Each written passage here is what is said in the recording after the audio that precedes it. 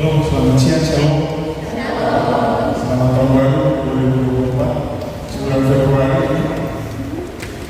Tanggal 14 Februari akan menjadi sejarah bagi negara kita di tahun ini. Karena itu bertepatan dengan hari Valentine Day. Jadi di hari kasih sayang itu, teman-teman akan menunjukkan kasih teman-teman kepada bangsa ini. Dan itu sangat menentukan masa depan generasi kita. Topik siang ini Kristus dan politik. Menarik atau apa? Banyak orang berpikir bahwa Kristus itu tidak berpolitik, dan banyak orang juga mengatakan bahwa orang Kristen tidak boleh berpolitik. Nah, kita akan sama-sama belajar dari firman Tuhan, bukan dari kita ya. Mari kita berdoa. Tuhan Allah Bapa, di dalam Kristus Yesus junjungan kami, Allah yang mati dan bangkit bagi kami, menebus kami dari segala dosa, untuk memberi di dalam hidup kami apa yang pernah hilang di Taman Eden, supaya kami menjadi manusia-manusia Eden yang memiliki semua yang ada yang Tuhan janjikan. Siang ini kami akan mendengarkan firman Tuhan tentang Kristus dan politik. Tidak seorang pun dari kami yang bisa memahami dan mengerti firman ini. Karena itu Roh Kudus yang berfokus dalam hidup kami untuk mengajar dan mengingatkan semua yang Bapa pernah katakan kepada kami.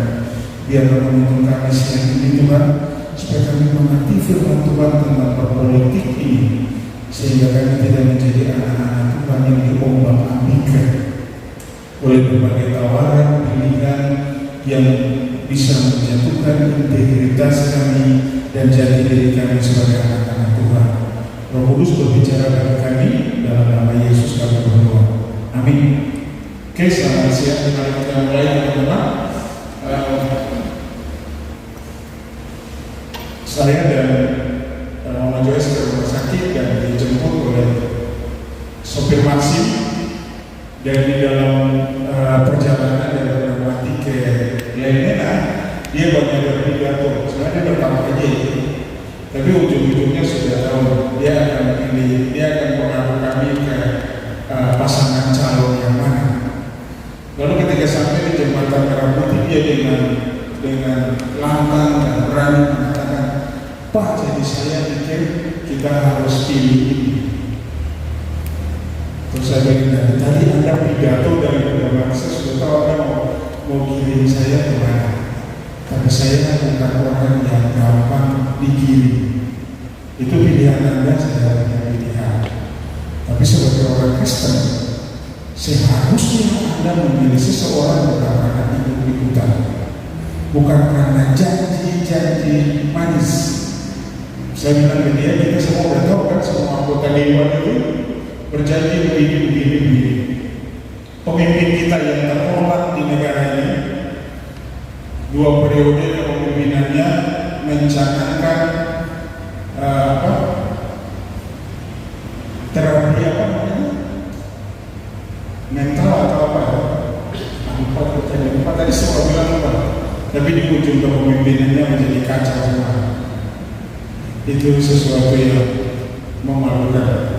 Memulai dengan baik, mengakhiri sangat-sangat memalukan. Lalu setelah kita jelaskan ke sopir itu, cuma dari jembatan Merah sampai sini, langsung dia bilang begini, "Mama, berarti saya harus pikir-pikir juga pilihan tadi." Nah, apa yang registrasi yang kedua ini, tanggal 29 Januari kemarin di Jakarta, saya dengan sopir Grab. Lalu sopir Grab bilang begini, "Kita harus pilih paslon ini, Pak, karena saya bermimpi dia berjalan dengan pemimpin dengan anak kecil. Jadi karena saya bermimpi, saya yakin itu dia yang Tuhan kehendaki." Yang kedua, hasil survei. Lalu saya bilang ke dia, saya tidak mengutip kelemahan orang karena saya juga punya kelemahan. Tapi saya mau bilang Anda satu, apakah Anda sadar bahwa capresnya itu melawan konstitusi. Oh iya, oke. Jadi kalau presidennya, capresnya mengambil dia, berarti capresnya melanggar konstitusi. Dan kalau Anda memilih dia, Anda melanggar konstitusi. Saya tidak memilih orang yang menghalalkan berbagai cara demi kepentingannya di negara. Karena satu suara saya sangat menentukan generasi masa depan bangsa ini. Kalau saya salah memilih, semua undang-undang akan dimanipulasi demi kepentingan pribadi. Langsung berkata tujuan. Di dalam setiap orang Kristen ada Roh Kudus, Roh Tuhan. Dan Anda harus pastikan tanggal 14 Anda ke TPS memilih orang yang Anda akan bertanggung jawab yang Anda tentukan. Bukan karena yang dibutuhkan. Bukan. Nah, itu besar. Karena orang Kristen yang telah berlindung di dunia sekarang, seperti tidak punya akal sehat untuk berpikir. Orang kasih amplop yang aja dibeli. Waktu Anda terima amplop, harga nilai diri Anda sebesar amplop itu. Lalu apa artinya Kristus mati bagi Anda di kayu salib? Kalau cuma karena suara Anda menerima amplop itu. Saya tidak dibayar oleh satu capres mana. Saya tidak dibayar. Jadi itu harus sesuai. Mereka melanggar konstitusi. Jadi kalau Anda memilihnya secara tidak langsung Anda melanggar konstitusi itu. Dan itu sangat parah. Karena di satu negara begitu hukumnya bisa dipulangkan di negara itu hancur. Saya pernah ditanya waktu diminta Partai Demokrat jadi anggota dewan. Saya sudah 9 kali, 10 kali diminta jadi anggota dewan. Waktu itu saya sedang PKA dengan kongres kalau teman-teman yang kedua tadi malam, kongres yang MC itu. Saya pimpin data Partai Demokrat di Jakarta. Lalu dia minta saya mau jadi anggota dewan untuk provinsi. Saya bilang saya tidak dipanggil untuk itu. Saya tidak dipanggil. Nilai-nilai mengapa saya menolak itu? Yang saya belajar dari Yesus. Saya tidak dipanggil untuk itu.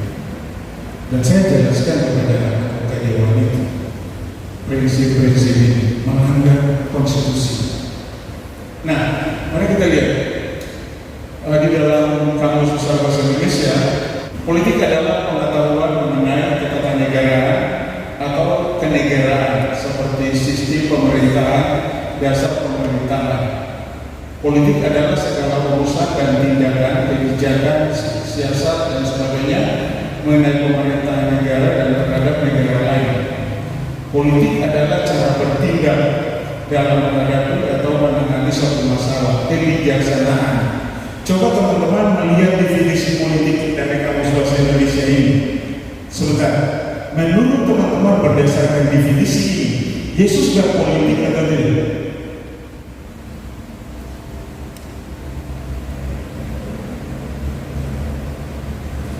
Yesus itu seorang yang mendukung atau menentang politik.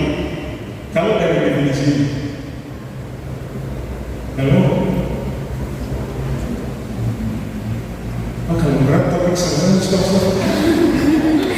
Dari definisi ini, pengetahuan mengenai ketatanegaraan atau kenegaraan seperti sistem pemerintahan atau dasar pemerintahan. Politik.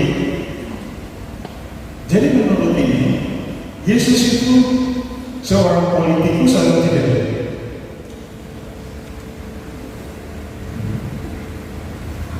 Jelas. Waktu Yesus pertama tampil di Galilea setelah dibaptis, apa yang dia sampaikan? Pertama kali, bertobatlah sebab kerajaan Allah. Yang Yesus menyatakan di situ pemerintahan kan? Itu politik kan? Halo.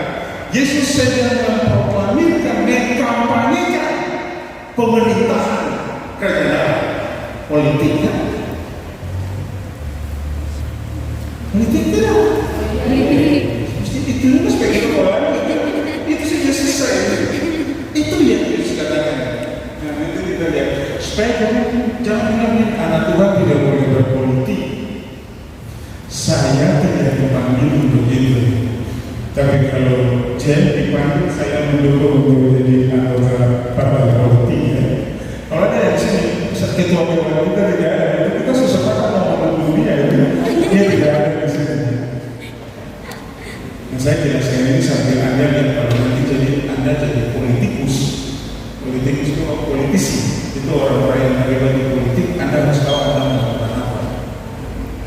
Jangan Anda seperti yang lain-lain.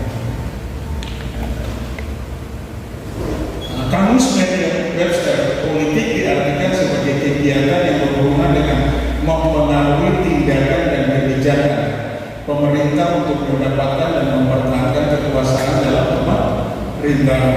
Oke. Hans Kelsen berkata politik mempunyai dua arti. Politik sebagai etik yang ini berkenaan dengan tujuan manusia atau individu agar tetap hidup secara sempurna, dan politik sebagai teknik yang ini berkenaan dengan cara manusia atau individu untuk mencapai sebuah tujuan. Politik berasal dari bahasa Yunani politika yang berarti berhubungan dengan negara. Nah, politika itu akar katanya politics itu warga negara, dan polis negara atau kota. Politik berarti hal-hal yang berhubungan dengan politis, hal-hal yang berhubungan dengan politik. Sedangkan politisi berarti orang-orang yang menekuni hal politik, bicara caleg, bukan caleg. Kalau caleg lain lagi. Nah, politik berarti dari untuk atau yang berkaitan dengan warga negara. Itu adalah proses pembentukan dan pembagian kekuasaan dalam masyarakat yang terwujud dalam pembuatan keputusan khususnya dalam negara. Politik adalah seni dan ilmu untuk meraih kekuasaan secara konstitusional maupun non-konstitusional. Yang terjadi di negara kita salah satunya non-konstitusional. Undang-undang tadinya tidak boleh capres dan cawapres di bawah 40 tahun. Cuma karena pamannya ketua MK, keputusan yang tadinya ditolak langsung diterima. Itu luar biasa. Dan teman-teman bisa bayangkan kalau pemimpin negara seperti itu ke depan akan kemana negara ini. Jangan Anda semangat karena generasi muda. Jangan. Generasi muda ya, tapi generasi muda yang mana? Bukan yang menghalalkan berbagai cara. Kemudian nanti di belakang saya akan jelaskan saya tidak ada anti satu capres pun ya. Mereka menang, juga saya tidak dapat apa-apa. Perjalanan tetap berdoa, tidak ada subsidi dari mereka. Cuma saya mau bilang kamu anak Tuhan harus sadar bahwa masa depan generasi bangsa ini sangat ditentukan dari suara yang Anda berikan tanggal 14 nanti. Nanti di belakang firman Tuhan bilang jangan golput. Bilang ke sana. Politik merupakan kegiatan yang diarahkan untuk mendapatkan dan mempertahankan kekuasaan di masyarakat. Secara singkat, politik adalah usaha bersama dalam mengambil kebijakan untuk mewujudkan kebaikan bersama. Mestinya usaha bersama untuk kebaikan bersama. Tapi di dalam negara kita, usaha bersama salah satu partai untuk kepentingan bersama partai itu. Mereka tidak memikirkan bangsa secara menyeluruh. Itu kacau. Politik Indonesia itu kacau. Politik itu netral teman-teman. Jadi kalau yang politisinya baik, politik itu akan baik. Kalau yang politisinya nakal, ya politik itu seperti nakal. Ya, tidak semua politisi juga jahat. Tapi politik itu netral. Jadi Anda tidak boleh bilang bahwa yang terlibat politik itu dosa. Nah, dalam Alkitab ada contoh tokoh-tokoh Alkitab yang hidup dalam dunia politik. Musa, Yusuf, Saul, Daud, Salomo, Daniel, dan kawan-kawan. Sekarang ini contoh-contoh, ada lain lagi yang teman-teman bisa tambah. Dan dalam perjanjian baru orang-orang Yahudi ada di dalam sistem politik Romawi, sehingga Rasul Paulus dan Roma 13 menulis bagaimana orang percaya harus mentaati pemerintahan. Yang akan saya jelaskan. Nah, bagaimana dengan Yesus? Temanya kan Yesus dan politik kan? Bagaimana dengan Yesus? Nah, Yesus lahir Yesus lahir dalam imperialisme Romawi terhadap Israel, dan mereka dibawa kekuasaan politik Romawi. Dan Yesus tumbuh dan besar dalam beberapa kekuatan politik di antara orang Yahudi sendiri. Jadi Yesus itu menikmati kehidupan normal seperti Anda dan saya. Lahir di negara yang ada PDI Perjuangan, ada PKS, ya PKS, ada Gerindra, semacam itu. Yesus juga lahir di dalam negara ini supaya teman-teman tahu saja. Setidaknya ada 4 partai politik yang ada di dalam agama Yahudi, dan Yesus memiliki pilihan untuk terlibat atau tidak. Pertama, partai SNI, kaum SNI. Ini muncul sebagai respons terhadap konflik-konflik yang muncul di mana identitas Yahudi diancam oleh Romawi. Mereka ini sangat menjaga identitas keyahudian mereka. Jadi mereka sangat fanatik, ini kelompok radikal. Ini satu ini. Kemudian yang kedua, partai Sikari atau Sel, tahu Sel artinya? Itu adalah partai yang melakukan perlawanan terhadap Romawi dengan cara-cara kekerasan, terorisme. Ini orang Sel, salah satu murid Yesus, orang Sel. Namanya? Betul. Orang Sel ini juga terpengaruh dari mereka ini. Barnabas itu orang Sel. Salibkan Yesus, lepaskan Barnabas. Saya itu orang Sel. Itu juga radikal pada zaman ini. Nah, kemudian yang ketiga, partai Saduki. Mereka adalah satu partai agama yang menyangkal dan menolak pernyataan lisan adalah suatu wahyu Tuhan, dan yang tertulis saja yang wajib. Mereka menentang kebangkitan tubuh, kenekalan jiwa, dan roh. Jadi waktu malaikat datang menyatakan diri kepada Maria bahwa dia akan mengaku Saduki menentang itu tidak tertulis. Dia hanya bertobat kepada yang tertulis. Itu orang Saduki. Lalu yang terakhir, kaum Farisi. Nah, ini hebat-hebat di parlemen ini. Nah, kaum Farisi adalah pemimpin spiritual Yahudi yang selalu menganggap diri mereka orang beragama yang salah. Ini Yesus lahir di dalam budaya partai-partai ini. Yesus tidak menjadi anggota salah satu partai itu, namun Yesus mempunyai sikap politik sendiri. Sikap politik sendiri. Seandainya di dalam Roma 13 tidak ada ayat tunduk kepada pemimpin saya, karena tidak ada satu pemimpin pun yang layak, cuma karena ada ayat itu, maka setiap pilkada pemilu saya akan pergi ke situ. Bukan karena capresnya, tapi karena saya taat kepada firman Allah. Tunduklah kepada pemerintah. Beda, motivasinya beda, nyatanya beda. Jadi Yesus tidak terlibat. Nah, Yesus adalah seorang aktivis dan politis sejati. Setuju? Ini kayaknya pernah dengar. Dia juga adalah pembangun politik yang ada. Walaupun tidak pernah membentuk partai politik. Pemahaman ini yang membuat saya orang yang mungkin dipanggil untuk politik, jangan menghakimi mereka. Tapi pemahaman ini yang membuat mengapa saya tidak tertarik politik. Bicara politik itu bicara kekuasaan. Yesus tidak perlu terlibat itu karena memang dia penguasa kan. Kalau kita tahu bahwa kita ada raja yang berkuasa, kita tidak perlu mencari kekuasaan dengan cara-cara dunia ini. Tidak perlu. Ini bukan menyombongkan diri, tapi kalau saya masuk caleg saya akan menang.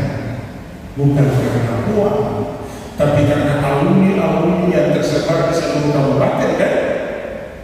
Jadi kalau Anda mau jadi caleg dan menang di pemilu akan datang, dari di kampus tolong orang sebanyak mungkin. Itu cara kita berkuasa. Itu cara Allah membuat Anda dan saya berkuasa. Beranak cucu bertambah banyak, penuhi murid taklukkan itu. Bukan pakai amplop-amplop. Semua pemilu mau datang yang saat ini dengan beras 5 kilo, antar-antar. Bukan itu. Nah, Yesus tidak pernah membentuk partai politik. Namun selama hidupnya Yesus aktif melakukan gerakan moral untuk memperbaiki dan memperbaiki politik yang ada di sana. Selama hidup dan pelayanannya, Yesus berjuang tanpa lelah dan takut untuk menentang penjajahan Romawi dan pemerintah menggunakan Sanhedrin dan imam kepala yang diberikan wewenang. Ini kata pemimpin partai ini kan? Yesus menentang mereka tanpa membentuk partai politik. Beda. Anda sudah menjadi orang yang berpengaruh tanpa Anda menjadi anggota partai politik. Ingat, nah, Yesus memproklamirkan agenda politiknya. Kan dia politis saja tidak? Berarti kalau dia politis saja, apa visi misinya? Kan begitu kan? Seorang pemimpin mau jadi pemimpin, apa visi misi Anda? Yesus memproklamirkan visi politiknya dalam Alkitab. Ini visi misi.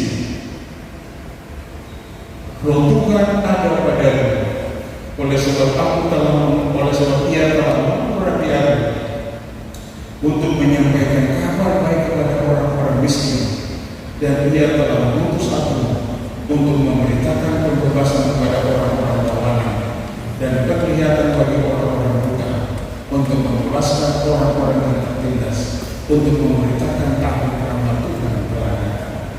Ini misi politik Yesus Kristus. Di antara tiga capres ada yang punya visi. Inti dari ini apa? Inti dari misinya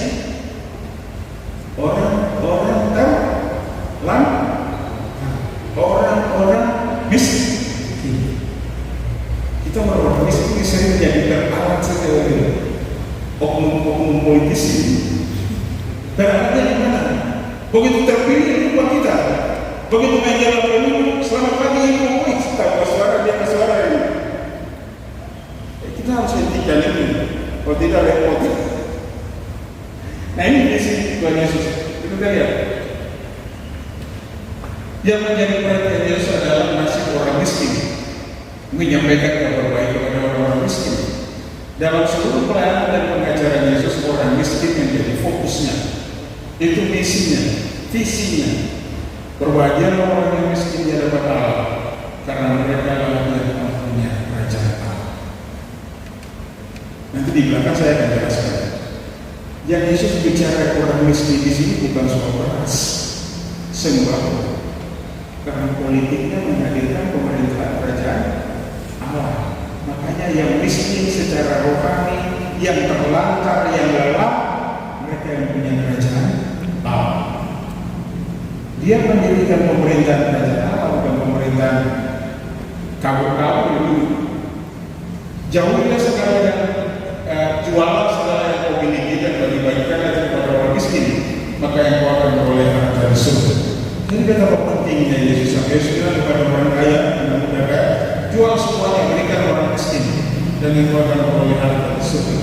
Kemudian yang ketiga, pada hari penghakiman nanti, sikap terhadap orang miskin lah yang menentukan maksud tidaknya seseorang terhadap mereka. Yesus bilang, ketika aku telanjang, kamu tidak beri aku pakaian, ketika aku lapar, kamu tidak beri makan, aku haus, aku di dalam penjara, kamu tidak mengunjungi aku. Lalu mereka bertanya, kapan engkau lapar, kapan engkau telanjang? Apa kata Yesus? Apa yang kamu lakukan bagi salah seorang yang paling hina ini, engkau melakukannya kepada itu standarnya. Ini politik Yesus membawa kesejahteraan. Nah, kemudian Yesus mengerti benar bahwa sumber masalah dari kemiskinan adalah korupsi dan betul tidak? Ada di negara kita kan? Ada. Anak Tuhan juga kan yang terlibat di situ. Korupsi dan manipulasi pada semua lapisan masyarakat, terutama birokrasi pemerintahan yang berpusat di baik. Yesus tahu maling-maling pada zaman Yesus itu kebanyakan ada di sini, berpusat di situ. Pemungut cukai, tapi kebanyakan itu di bait Allah. Farisi, Saduki, bagian Eropa ini. Nah, Yesus kemudian melakukan reformasi besar-besaran di Bait Allah ketika mengusir para pedagang itu sebongkar bangunan itu kan. Kira-kira Yesus membuatkan mereka. Bait Allah pada waktu itu adalah Bait Allah pada waktu zaman Yesus, kantor imam besar eksekutif. Bait Allah itu tempat eksekutif itu, kantor Sanhedrin legislatif, kemudian tempat pusat peradilan yudikatif Bait Allah, lalu kemudian bank sentral.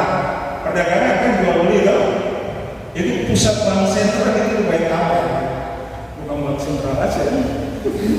Bank sentral yang ada di Bait Allah, makanya Yesus bongkar itu dan semua itu kacau. Coba bayangkan, yudikatif, legislatif, eksekutif semua di situ. Makanya di situ korupsi semua. Makanya kalau mau cari koruptor namanya periksa ke DPR itu. Tapi tidak ada KPK yang berani sentuh mereka ya. Itu di situ. Ini bukan menuduh mereka ya. Itu dari Alkitab sudah mencontoh. Jadi kalau Anda belajar Alkitab, lalu Anda dengar anggota dewan korupsi, Anda diam-diam saja. Tidak kaget-kaget. Karena Alkitab sudah memberitahu di dalam lembaga yudikatif, legislatif, eksekutif, disitulah dia kerok korupsi. Itu Alkitab sudah memberitahu, kita yang tidak belajar. Setuju ya? Oke, mari kita lanjut. Imam-imam kepala dan ahli-ahli Taurat yang mendengar peristiwa itu bermaksud membinasakan Yesus, tetapi mereka takut karena yang dulu Yesus bongkar parkir itu banyak orang itu kalau ini kalau dilarang mereka boleh. Tetapi peristiwa itu menjadi alasan utama menjadikan Yesus sebagai musuh utama kekuasaan itu. Karena itu mereka merencanakan menyalahkan Yesus. Karena itu Yesus terancam hukuman mati, seperti tertulis dalam Yohanes, cinta akan membuangmu menghanguskan aku. Karena dia membuat reformasi hukum tanpa partai politik. Teman-teman bilang begini, oh tidak susah, kalau sekarang kamu mau politik harus masuk dalam politik. Silakan, nanti kita belum selesai. Gimana mau masuk di situ? Kita perlu berdoa untuk anak-anak Tuhan yang punya integritas yang bisa mengubah. Bukan anak Tuhan yang terlibat bisa berkompromi. Di luar baik ketika masuk ke mulut terima itu gak parah, terparah. Jadi ini Yesus juga menentang pendewa terhadap kaisar, karena pada zaman itu kaisar dianggap sebagai Tuhan yang harus disembah dan diagungkan.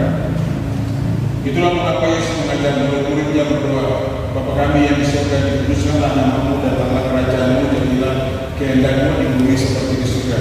Mereka diajar untuk mengucapkan doa yang menentang sikap mendewakan atau memutuskan kaisar. Hanya Tuhan sajalah yang harus disembah. Doa ini syarat dengan perjuangan politik. Itu politik. Nah,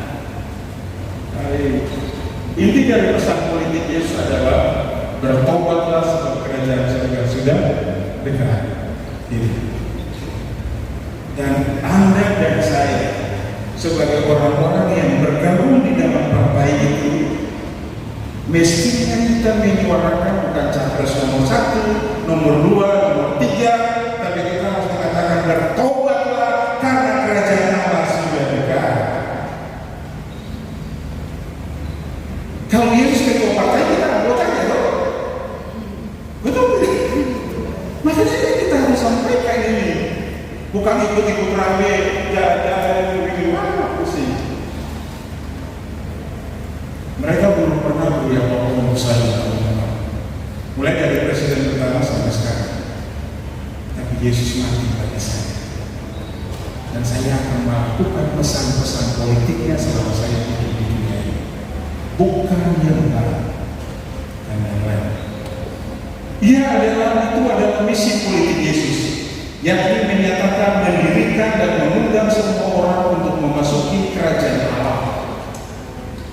Misinya adalah untuk memberitahukan kedatangan kerajaan ini dan mendirikannya dalam hati manusia melalui kematian dan kebangkitannya. Misinya juga adalah untuk mengembalikan Roh Kudus ke dalam diri manusia sehingga mereka benar dan kudus. Misinya juga adalah untuk melatih kembali umat manusia untuk kepemimpinan kerajaan, untuk mengembalikan pemerintahan kerajaan Allah di bumi. Ini misi, melatih anak-anak Tuhan untuk menjadi pemimpin-pemimpin dalam kerajaan Allah. Apa bukan Indonesia, tempat kita? Ini sementara transit saja kita transit saja. Warga negara kita sebelumnya ketika saya diminta jadi salah satu manajer LSM pada waktu Maluku kerusuhan, saya menolak itu. Bagi teman-teman yang sudah pernah saya cerita, maaf saya cerita lagi yang sudah dengar atau belum dengar ya, supaya semua sama-sama. Lalu teman-teman seangkatan saya dia bilang begini, Justi ini jabatan manajer bukan karyawan biasa. Saya bilang saya tidak mau. Dia bilang gajinya tinggi, saya tidak mau.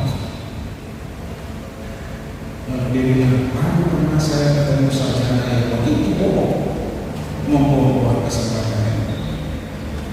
Lalu dia bilang, apakah di dalam diri Anda tidak pernah berpikir bercita-cita menjadi seorang pemimpin atau manajer? Saya bilang, kamu benar saja.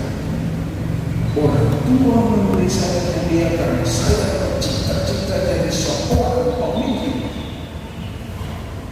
Saya ingin menjadi pemimpin bukan di dunia ini. Tapi pada waktu Yesus datang kedua kali, saya memimpin di dalam keberkatan saya. Itulah ambisi. Mengapa saya tidak tertarik dengan kekuasaan dan tawaran apapun dalam dunia ini? Karena apa yang dunia ingin berikan kepada saya sudah disediakan Tuhan bagi saya. Saya tidak berminat jadi manajer. Tapi kalau Tuhan menghendaki Anda di dalam kekekalan, Anda akan lihat saya manajer di sana. Itu ambisi saya. Saya tidak mau. Saya belajar dari Yesus. Dia kan raja segala raja kan. Jadi dia tidak perlu membantu partai politik untuk dilantik jadi raja di dunia ini. Tidak perlu. Anda mesti ingat itu supaya Anda jangan tergoda untuk hal-hal yang tidak jelas, apakah itu kehendak Tuhan atau tidak. Nah, apa respons Yesus terhadap semua? Sampai sini cukup jelas saja. Cukup mata kita membingungkan. Cukup jelas atau membingungkan? Jelas ya? Nah, apa respon Yesus terhadap politik?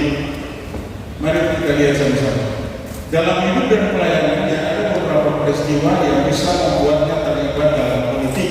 Orang merasa dia sama seperti Anda dan saya dipaksa terlibat di dalam politik, dipaksa untuk memilih seseorang. Mari kita lihat Yesus bagaimana menghadapi situasi itu. Jadi itu bukan Anda dan saya saja, Yesus mengawali itu.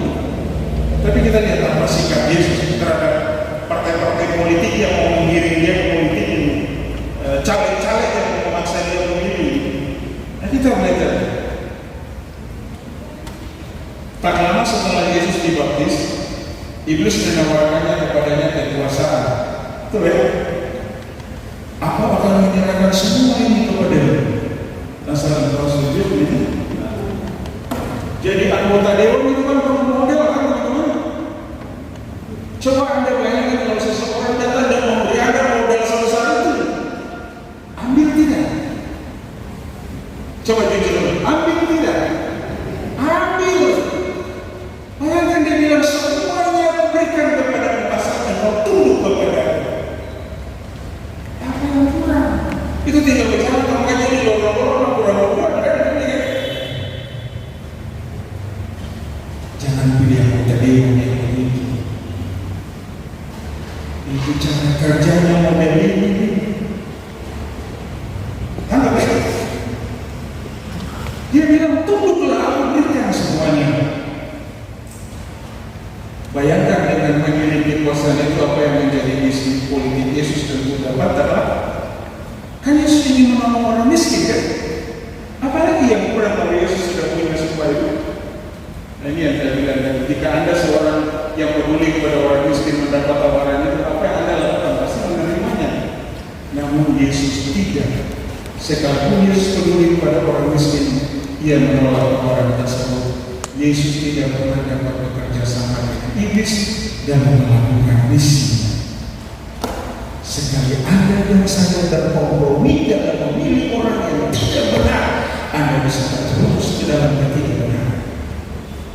Ingat, Anda satu suara saja tak bisa menentukan.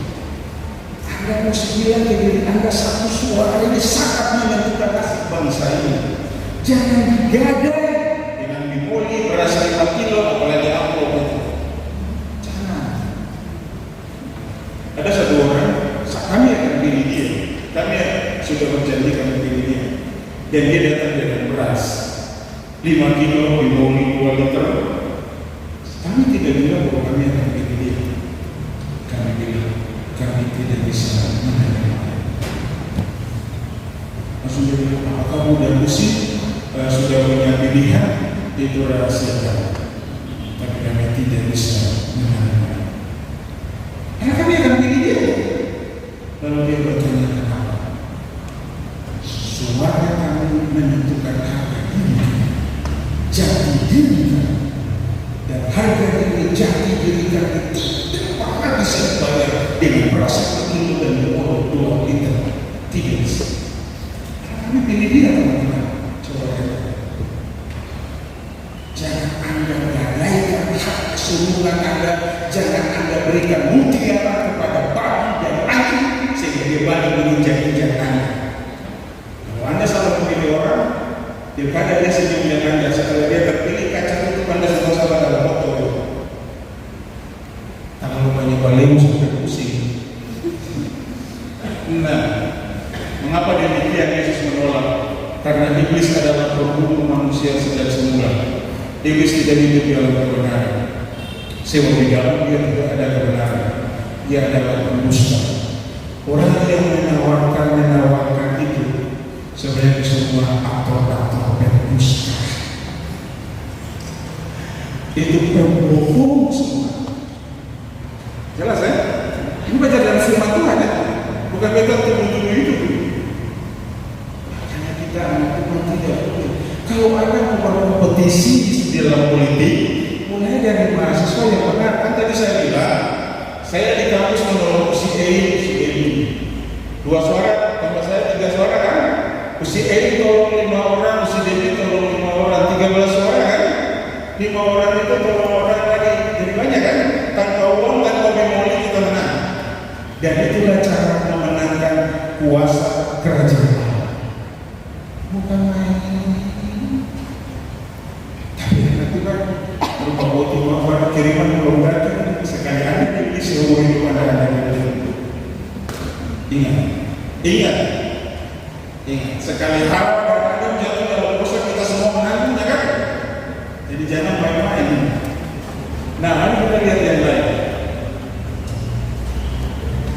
Setelah Yesus memberi makan 5.000 orang, dan orang-orang itu melihat mujizat yang terjadi, mereka berkata dia ini adalah benar-benar Nabi yang akan datang. Wih, luar biasa. Belum pernah orang begini ini kan, 5.000 orang makan dari 5 roti 2 ikan, ada sisa 12 paku. Wah, ini cocok. Ini sesungguhnya kita dekati dia, jadi untuk masuk partai Demokrat. Orang-orang ini masanya banyak. Anda coba pilih orang suka lompat-lompat partai. Itu kata orang. Kesetiaannya tidak ada kan? Yesus bilang dari pohonnya kamu, dari buahnya kamu bisa mengenal mereka. Kita bisa tahu orang-orang itu tidak bisa begini. Biar banyak-banyak santai saja. Nah, setelah Yesus memberi makan 5.000 orang dan orang-orang itu melihat mujizat terjadi, mereka berkata dia ini benar-benar Nabi. Apa tanggapan Yesus? Yohanes mencatat bahwa Yesus menyingkir dari mereka dan tidak mau terlibat dalam keinginan mereka. Mereka kemudian ingin agar Yesus terjun ke dalam ajang politik dan bisa membebaskan mereka dari penjajahan Romawi. Orang-orang ini ingin mendesak Yesus supaya menjadi pemimpin agar membebaskan mereka dari Romawi. Karena Yesus tahu bahwa mereka hendak datang dan hendak membawa dia dengan paksa untuk menjadikan dia raja yang ingin pulang ke gunung seorang diri. Kenapa dia mengundurkan diri? Dia sudah raja. tidak perlu dijadikan raja, dan raja kan di atas segala raja yang ada. Jadi raja ini sebentar saja disikat turun. Yesus menyingkir. Sekali lagi terlihat bahwa Yesus tidak mau terlibat dalam politik ini, karena itu bertentangan dengan misi politiknya. Jangan ada pilih-pilih orang yang mementingkan diri, yang hanya mau partainya menang, tidak memikirkan bangsa ini itu susah. Tanggal 14 kayaknya dengan setelah dengan topik ini jadi berat. Kenapa berat? Kenapa Anda berat satu? Kenapa ini berat? Karena satu suara Anda itu sangat berat. Anda ke TPS, orang tidak tahu ke TPS juga tidak peduli dengan Anda siapa yang tidak tercoblos, tapi dia ada bantuan tadi. Waktu Anda masukkan kotak suara, bangsa ini bisa berubah.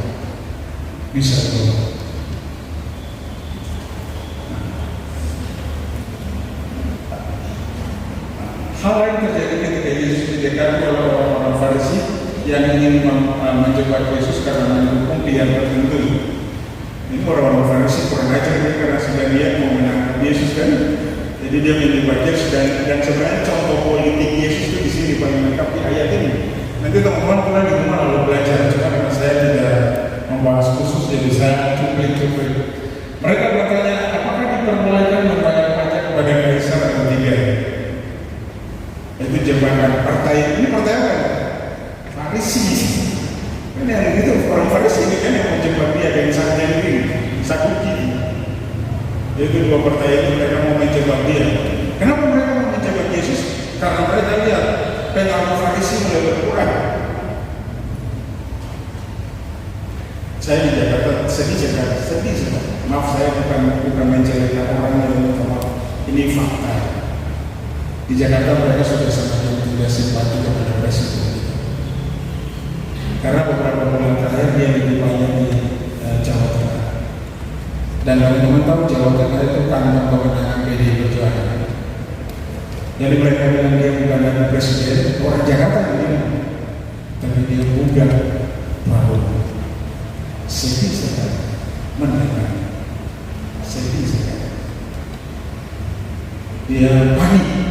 Dia panik. Masa apakah dia akan terpilih lagi? Apakah Prabowo terpilih lagi? Dia sedih sekali waktu mendengar cerita itu. Menyesal karena 2 tahun saya pilih jadi presiden kan? Itu. Mereka bertanya, apakah diperbolehkan membayar pajak kepada kaisar? Tetapi Yesus mengetahui kejahatan hati mereka. Kalau ia berkata, mengapa kamu mencoba aku, hai orang-orang munafik? Orang yang datang kepada Anda untuk menjadikan orang lain, partai lain, Anda jangan pilih dia. Di depan dia senyum saja. Lalu waktu dia mengatakan salah. Yesus tidak terpengaruh oleh orang. Niatnya sudah tentu itu kejahatan. Bagaimana untuk kepentingan diri dia harus menjelekan menjatuhkan orang lain?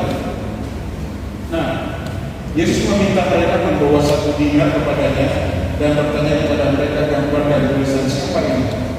Mereka mengatakan gambar dan tulisan kaisar.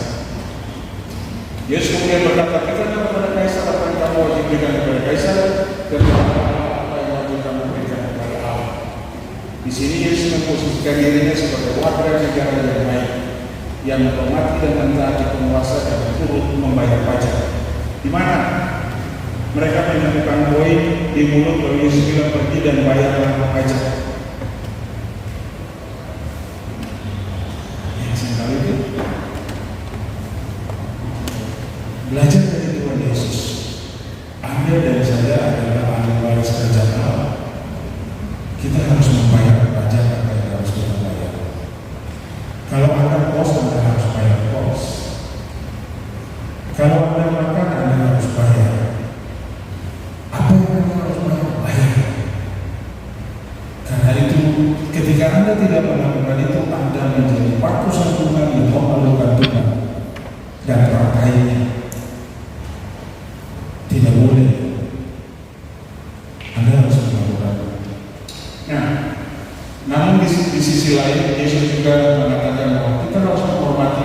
dan mentaati Allah. Dan kaisar bukan Allah. Berikanlah kepada Allah dan berikanlah kepada kaisar. Itu yang Yesus lakukan, sikap politik Yesus. Pelajaran apa yang kita dapat dari Yesus di sini? Berpolitik bukan berarti kita boleh kompromi dengan dosa atau hal-hal yang tidak berkenan kepada Allah. Dalam berpolitik kita harus mengutamakan dan memegang prinsip firman Tuhan supaya tidak terjadi keputusan yang bertentangan dengan isi firman Tuhan. Kita harus sadar bahwa kita memiliki dua kewarganegaraan, yang di surga dan di bumi. Jadi kita harus menghormati dan mentaati keduanya.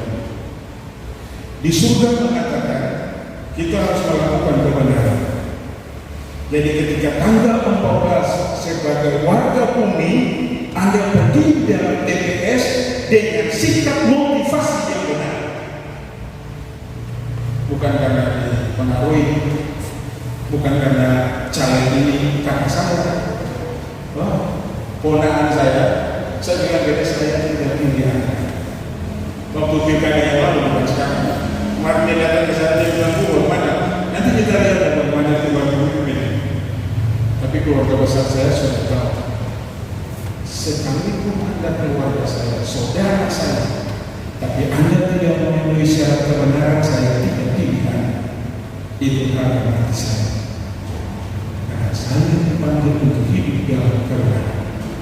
Jadi yang benar-benar saja.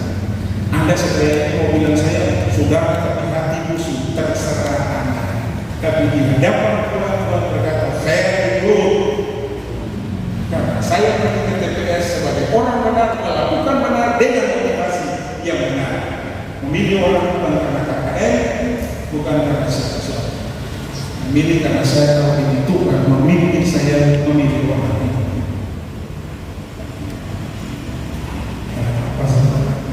Misi Yesus adalah memberitakan dan mendirikan kerajaan Allah di bumi ini, dan untuk itu dia rela menolak semua tawaran kerajaan dunia ini. Saya menolak semua partai karena saya tidak dipanggil untuk membesarkan partai politik Indonesia. Saya dipanggil untuk memberitakan kerajaan Allah. Saya juga tidak menemukan satu partai yang minta saya kampanye kalau ini kan. Kalau dengan cara saya berkampanye menang tidak menang kalau saya bilang saya tidak dipanggil untuk itu. Saya akan membantu Anda, tapi saya tidak dipanggil untuk berpolitik praktis, bukan cari orang lain. Sadarkah Anda bahwa kenapa para penguasa pada zaman ingin membunuh Yesus? Mengapa Yesus disebut begitu? Cuma masalah politik. Farisi kehilangan masanya, Saduki kehilangan pengikutnya, Selok dibenci oleh orang-orang karena mereka radikal, terorisme itu dibenci semua orang. Lalu mereka di mana pengikut mereka? Mereka semua ikut Yesus, salibkan dia, salibkan dia. Salib Yesus, Yesus disalib itu sebenarnya muatan politik. Banyak anak-anak Tuhan di politik tidak melakukan itu karena mereka kompromi, tidak mau pikul salib. Akhirnya kebenaran negara ini jadi rusak. Itu karena anak-anak Tuhan yang dulu di dewan tidak melakukan apa-apa, diam saja. Mereka tidak bisa membiarkan Yesus mengambil alih orang-orang yang berada di bawah mereka dan kehilangan pengaruh atas mereka. Keinginan mereka akan kekuasaan, ketenaran dan uanglah yang mendorong mereka untuk menyuruh Yesus dan menyalibkannya. Bukankah itu juga yang sedang terjadi dari kita alami di negara ini? Bagaimana karena kekuasaan orang dalam melanggar konstitusi yang sudah ditetapkan? Saya bilang kepada besar saya, jangan pilih orang, jangan pilih anggota yang pemalas tidak mau bekerja, tiba-tiba mencalonkan diri. Jangan pilih. Yang begitu dibuka ojek, dia berusaha. Kalau dia menggampangkan segala sesuatu di musuh, pasti dia tidak ingat kita. Jangan pilih. Saya sudah bilang kepada besar, kriteria anggota dewan itu jelas ya, kesetahuan kepada besar. Dan mereka tidak melihat ini saudara besar.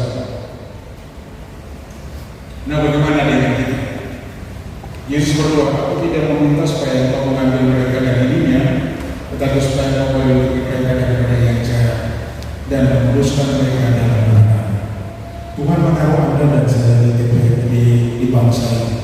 Tuhan menaruh saya dan Anda di lingkungan kita, dan Tuhan mau kita datang di TPS sebagai anak-anak Tuhan yang benar, memiliki motivasi yang benar untuk melakukan permohonan suara dengan benar. Tidak perlu anggota KPPS tahu, tapi Bapak Mungkin sudah melihat Anda ke TPS seolah-olah dia berkata, saya bangga denganmu. Mungkin datang di TPS karena pemarah kan? Terlalu begini. Tapi Tuhan tersenyum melihat Anda dan saya. Jadi karena kita ada menjadi warga negara ini, Tuhan tidak mau kita lari dari negara ini, maka tanggal 18 Anda harus pergi ke TPS. Kalau Anda tidak tahu, cari informasi. Bagaimana KTP saya mau keluar atau bagaimana, harus Anda bertanggung jawab kepada Tuhan, bukan kepada siapa-siapa. Dan Tuhan mau Anda berkontribusi untuk bangsa ini tanggal 16 Februari. Karena Dia menaruh Anda dan saya dalam bangsa ini. Jangan terpengaruh golput itu. Golput itu politiknya saya jelas, dia nantinya juga lagi saya jelas. Kalau Anda semua jelas, kemudian kita Yesus. Demikianlah hendaknya para bercerai dengan orang, supaya mereka melihat perbuatan yang baik dan memuliakan Bapa di surga.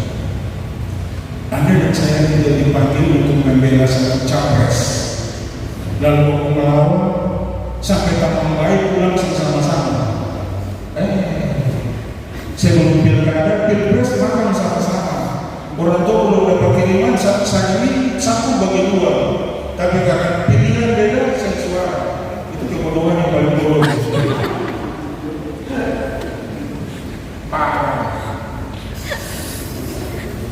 Lalu setelah yang menang dapat apa Anda?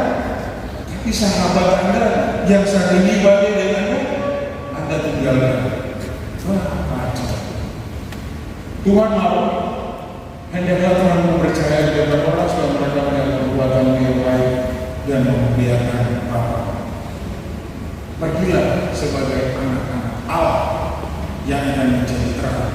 Dan kalau Anda nanti terlibat dalam politik, Anda harus pastikan Anda akan menjadi terang bagi teman-teman partai Anda. Kemudian tunduk dan taat kepada pemerintah. Tiap-tiap orang harus takut kepada pemerintah. Yang di atasnya sebab tidak ada pemerintah yang tidak berasal dari Allah, dan pemerintah-pemerintah yang akan ditetapkan oleh pemerintah ini lembaga, bukan oknum. Jadi kalau oknum, saya sudah kecewa dengan Pak Presiden, tapi saya harus tetap menghormati dia selama dia jadi presiden. Karena yang saya hormati adalah legal kepala pemerintah, bukan pribadi. Kalau pribadinya saya sudah tidak respect. Jadi kita hormat jabatannya, karena itu dari Tuhan. Jadi sekali lagi, tidak boleh ada yang lulus yang di-golput. Tidak boleh. Nah, lakukanlah untuk Tuhan dan bukan untuk manusia. Apapun juga yang kamu perbuat sebanyak hatimu, seperti untuk Tuhan dan bukan untuk manusia. Nah, ini ada satu penulis, Cameron G.W. Smith, dalam referensi singkat tentang politik Kristen mengungkapkan hal ini. Teman-teman bisa lihat, ini pendapat dia dan saya. Pertama, siapa yang akan ini merupakan ekspresi iman Anda, posisi Anda dan visi Anda tentang kerajaan Allah. Di poin ini kita akan ingat Galatia 6. Marilah kita berbuat baik kepada semua orang selama masih ada waktu, tetapi terutama mereka yang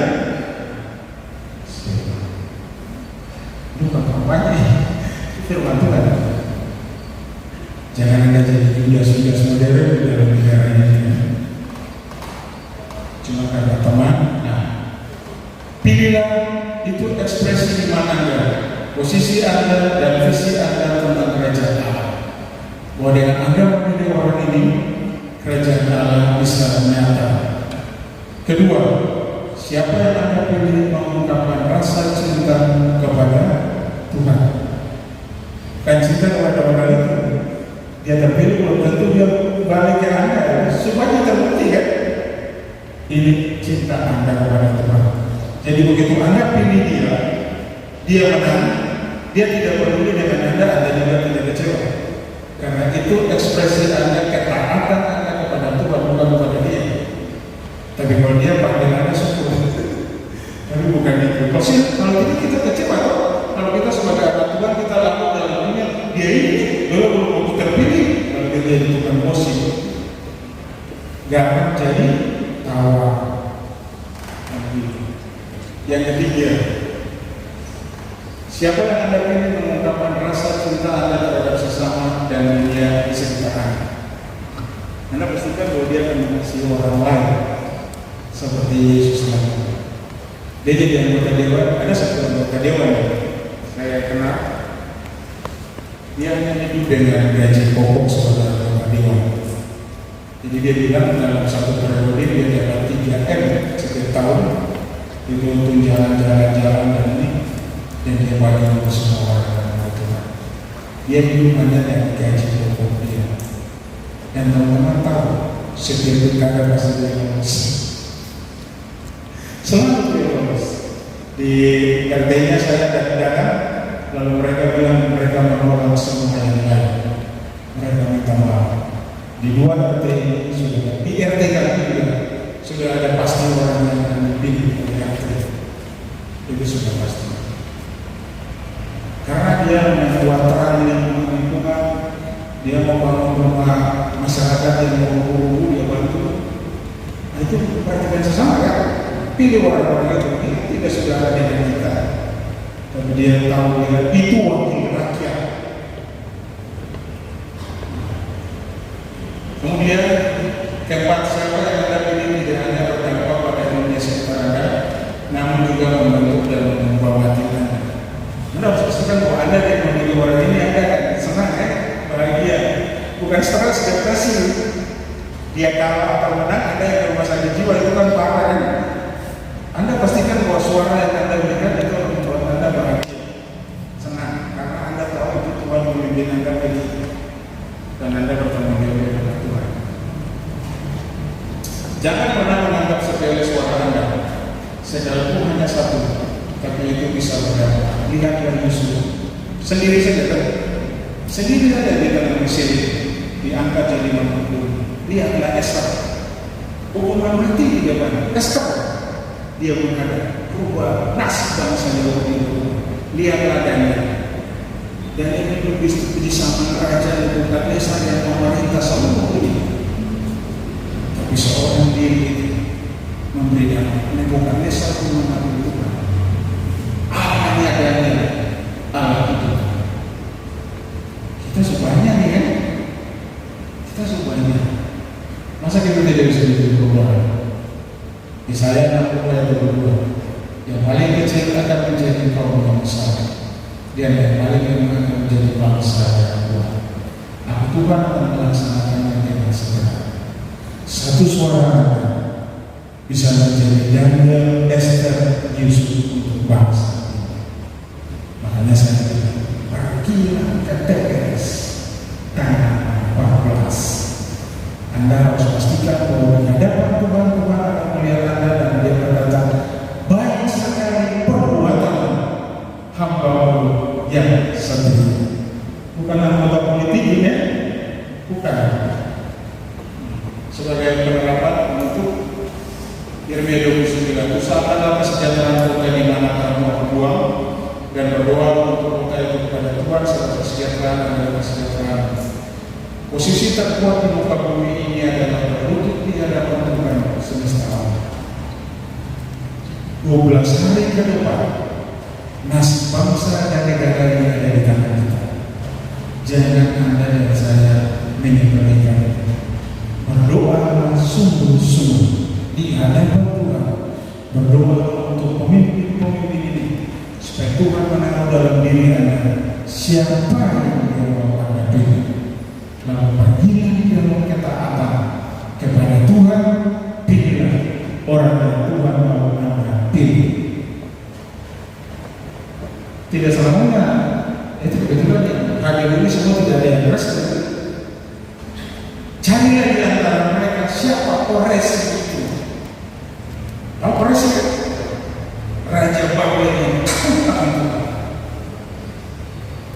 berdoalah siapa di antara ketiga calon ini, koreksi untuk bangsa ini ke depan yang akan membuat kerajaan Allah berdiri di dalam negara.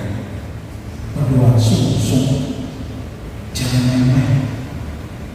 Masa depan bangsa dan negara, pekerjaan Anda, cita-cita Anda sangat ditentukan tanggal 14 ini. Guru sampai hari ini dapat sertifikasi, setelah tanggal 14 belum pasti. Di dunia ini tidak ada yang pasti, hanya politikus yang kita bahas ini itu yang pasti. Yesus Kristus di dalam Quran hanya ada ya dan amin, tidak ada yang lain. Jadi jangan terlalu semangat kampanye itu. Waktu dulu bicara kerjaan, saya di Malang dan satu teman yang dengan semangat karena papanya salah satu pengurus partai yang besar di Indonesia, dan dia lihat bahwa menurut dia ini kalau dia bisa pengaruhi saya bisa pengaruh. Kalau dia datang dengan negaranya, dia bicara ke saya, dia belum orang percaya. Lalu setelah dengar saya bilang dia, sebelum kita membahas tentang politik bangsa dan negara yang 5 tahun ini, bagaimana kalau kita bicara politik yang jangka panjang? Maksudnya ada satu pemimpin partai yang mengkampanyekan bahwa kalau kita mau ikut partainya, kita akan mengalami santosa. Bisa ormas. Dan kami bicara tentang kerajaan. Dan setelah dia pulang, dia bilang, Bu Justis, jangan pikir-pikir. Bukan dia yang mau mengaku saya, kerja. Dia itu pemimpin partai. Oke, nanti setuju aja dulu. Jadi dari dua kalah akan menang mereka. Teman-teman yang ikut debat cawapres dan yang sudah ikut debat yang nonton debat. Tidak ada makan dari politis. Tadinya banyak orang senang dengan calon tertentu. Tapi setelah debat semakin jelas karakternya, semakin ketahuan, dan surveinya turun drastis. Ada yang berkata, kok beda dengan lawannya? Kok beda? Itu langsung hancur. Anak-anak muda yang tadinya berminat dengan bangsa. Saya tidak mengkritik mereka, tapi saya melihat saya tidak ini. Dari duanya kamu akan tahu siapa yang kamu pilih dan siapa yang tidak boleh kamu. Itu maksudnya. Kalau bicara kelemahan, saya juga tidak kelemahan. Tapi ini kita bicara firman Tuhan. Jadi itu semakin menetapkan langkah saya. Tanggal 14 saya dapat di yang mana.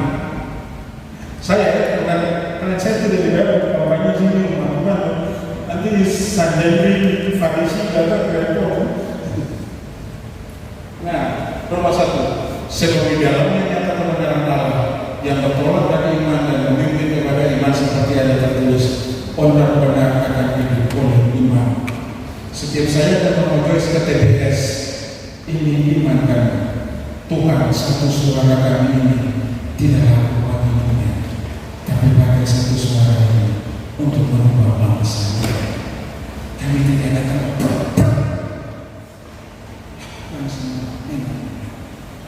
pakai satu suara kami yang sederhana ini Tuhan untuk merubah negara ini agar kerajaan berdiri di dalam negara ini.